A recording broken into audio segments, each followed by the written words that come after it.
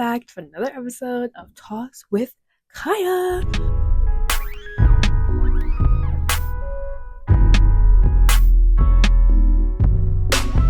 Oh my gosh, my phone is out of storage. So we're on the Mac today, which is also out of storage. So we're gonna speed run through this episode.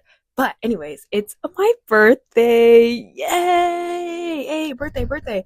And so I'm gonna be showing you or sharing with you 19 things I learned by the age of 19. Starting off strong, number one, ignore social norms and actually do things you enjoy. Something really big that I've learned is that if you try to fit in all the time, you will be miserable. So when you try to be cool and likable, you end up living a life that you don't enjoy. I know everyone wants to be cool and nonchalant, but it's getting to a point where there's no joy. I would consider myself to kind of have a big personality, but sometimes I rarely show it because I'm so caught up in how I think I should be acting instead of how I actually want to act. Then I leave places disappointed in myself because I was boring, to put nicely, and trying to be cool is boring. And I found that when you are yourself, no matter how weird that may be, people like you more. I like people more when they are themselves. People like me more when I am myself. So yeah. Number two, you have to allow yourself to ask for help and accept help. This one sounds so obvious, and you're probably wondering why I even included it. Well, I have a really hard time asking for help or accepting help from others. I always thought of myself as being independent, but it's gone too far. And because acting this way, it doesn't benefit me. And I would like to say I've gotten better at this, and maybe I have. However, I definitely still struggle with it. Now, why is this important? Why can't you just girl boss your way through your whole life? Well, for one, it's hard. It's part of our human nature to be a group and to work together. So when you try to do everything on your own all the time, it can be lonely.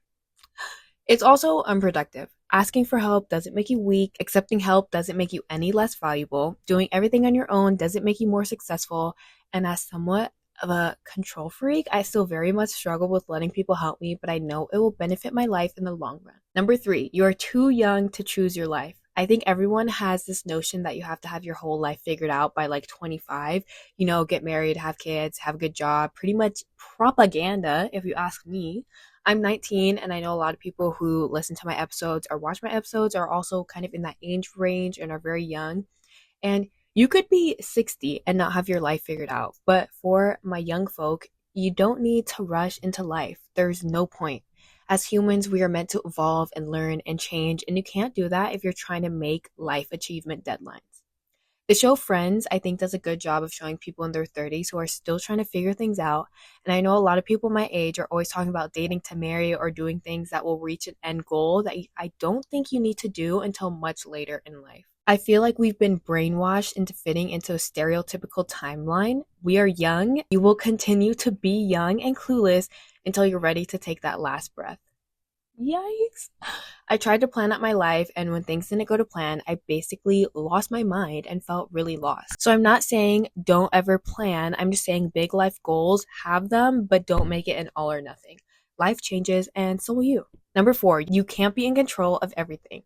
This one may also seem very obvious, but as I said, I'm a little bit of a control freak, and I like things to go my way. I'm the type to take over a group project because I want things to be done my way. I would call this leadership though, and people usually listen anyway, so it's like, win-win. But as I've gotten older, I learned that I can't control everything. Unfortunately, no matter how hard I try to perfect everything, it's just not going to happen. In a perfect world, I would have things go my way, and they would have gone my way the moment I came out the womb. My chosen features, my social class, how the world saw me, all things I would have handpicked before I was even brought into existence. However, I don't have that kind of control, and I've never had that kind of control. No matter how much I thought I did, the world doesn't bend to my will. Unfortunately, I can only control what I can, and I've done a lot of self-reflection into this aspect of my life. Of course, I will still struggle because it's just who I am, and I've learned to take things I can control and value those instead of what I can't. I try to change things to make it a better world that I would like to live in, but I don't see my truth as the truth. I can't control everything. Say it with me. I can't control everything. And I literally tell myself this sometimes, and it puts me at ease. Number five, slowing down will save you. Just like how I said you are too young to choose your life, moving through life too fast is so detrimental. I mentioned in a previous episode how in middle school I tried to grow up. that literally sent me into a state I strive to never be in again. It was horrible. I always think, why did I do this to myself? Because no one else told me that I had to grow up.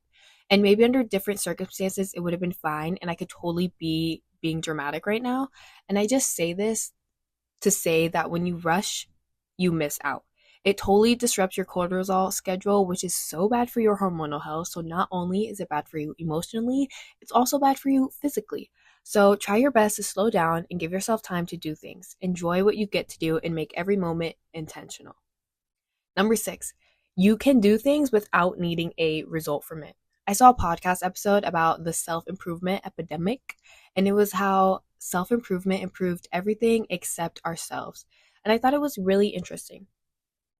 It made me think about how many things we do in life come from the expectation that we will accomplish some goal. Like, I'm drained just thinking about it. Most people go through life with the hopes that they'll get something out of it. So instead of things being done out of enjoyment, the intention comes with an ulterior motive. In the episode I listened to, it talked about how self-improvement comes from worrying only about the self and not the collective altogether. Basically saying there's no love with our actions. This kind of self-improvement is very masculine focused, and how they put it, yang focused, part of yin and yang, and saying that it's all about hustle without rest. Work till you're dead without any enjoyment. In our actions, there needs to be balance. So yes, take part in activities that will make you successful, but don't do them without activities that you can just do for fun. Do things you're bad at without the objective that you will get good at them. Do things to experience. Number 7, if you're always thinking about the future, you will miss out on your own life. Now, I tried to make every point very separate from each other, but I clearly really learn this value. So like I said before, slow down, enjoy life, and don't be so caught up in what's going to come next, because you won't even know what's happening right in front of you. And I've said this point 3 times now, so if you haven't gotten it by now, I need you to lock in and pay attention. Number 8, you are not unproductive when you are resting. This ties into the self-improvement illness we all seem to be caught up in. Rest is so very important. You need rest. It's good for all parts of your well-being. That being said, I think a lot of us feel like we're wasting time when we rest. We are not machines. Say it with me. I am not a machine. Resting doesn't make you lazy, and it doesn't push back progress. Rest becomes unproductive when you are not actually letting yourself rest. Scrolling for hours is not rest. Sleep, meditation, even movies or books are forms of productive rest when you can let your mind and body chill and recover. You can't build or nurture relationships through social media. I've said it before and I'll say it again. Social media is my biggest op. Like, I have tried to make friends on it and tried to build friendships on it, and it doesn't fucking work. Pardon my French. So even though I know this to be true, not everyone else does, which makes it really hard to make connections. I think we've grown so used to being online that we've forgotten what it's like to be face to face. So everyone complains about not being able to make strong connection, but it feels like no one's even trying. I promise you, hanging out with people in person is not going to make the world blow up. Number 10, stop consuming sad content. This is one I've really had to implement recently. I no longer listen to sad music, so sorry Lizzie McAlpine, and I don't interact with sad social media posts. I try my best to keep movies and TV shows not as sad as I can. There's so much hurt in the world. The last thing I need is sadness in my mental space. And maybe it's because it's winter, but I feel so susceptible to sad content that I just can't give myself the chance to feel those things. So for me, this means a lot of upbeat music. Thank you, Zara Larson. Shows I enjoy. Thank you, Traders. And like, I can't even listen to the Twilight soundtrack because it's like so bad. Like, I can't. I'm very picky about the content I engage in right now. So even if someone sends me like a sad video, like, I don't even watch it. Get that out of my face immediately. Number 11, saying you don't care what other people think doesn't make it true. This one makes me laugh because I would love to say that I don't care what other people think, and I think partly that's true. However, when I say that, I feel like it's because I'm trying to convince myself that I don't care what other people think. I think people who don't care what others think don't have to convince others that they feel that way. So when I'm about to say that I don't care what other people think, I just shut up because I know it's not true. At this point, I'm just lying. I know this because when I actually don't care, I just keep on doing whatever I'm doing. You know why? Because I really don't care. The thought of what other people may be thinking doesn't cross my mind, so I don't feel the need to say it. Number 12, hesitation is defeat. This is definitely a quote from a game. However, I don't know what game it is. So if you know, comment down below. Anyways, this basically means that when you hesitate, someone else is winning. I hate to contribute to hustle culture. However, I think it's true. When you have self doubt and stop yourself from doing something, someone else isn't having this issue and they are doing it. To find success really takes a level of delusion to think you will succeed. When you hesitate, you stop your momentum. When you hesitate, you let fear control you, and that's never benefited anyone ever. Number 13, constant pursuit of self improvement is a disease. Yay, we're talking about self improvement again. But yes, always trying to improve yourself or rebrand or anything like that will literally make you lose yourself. There's no sense of reason or balance. There's no groundwork being done to actually improve.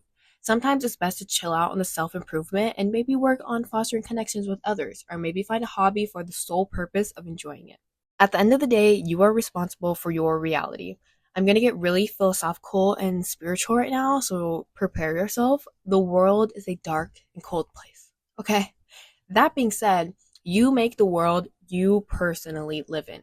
If you choose to live with joy and love, you will see joy and love. If you live with hate and anger, you will only see more hate and anger. Your reality is really up to you. Your mind is a powerful thing, so powerful that you can choose to live however you want.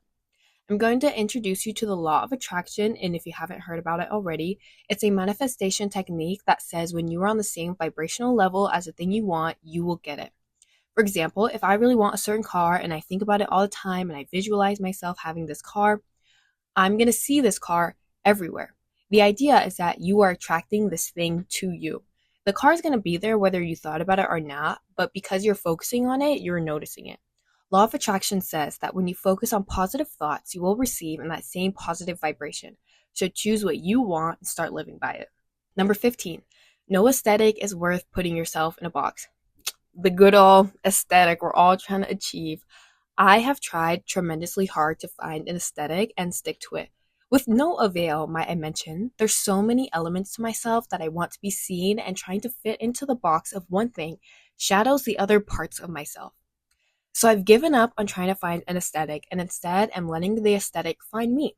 I try not to put myself in a box with how I dress to seem one way because it doesn't feel honest to myself. Number 16. Consistently good is better than occasionally great.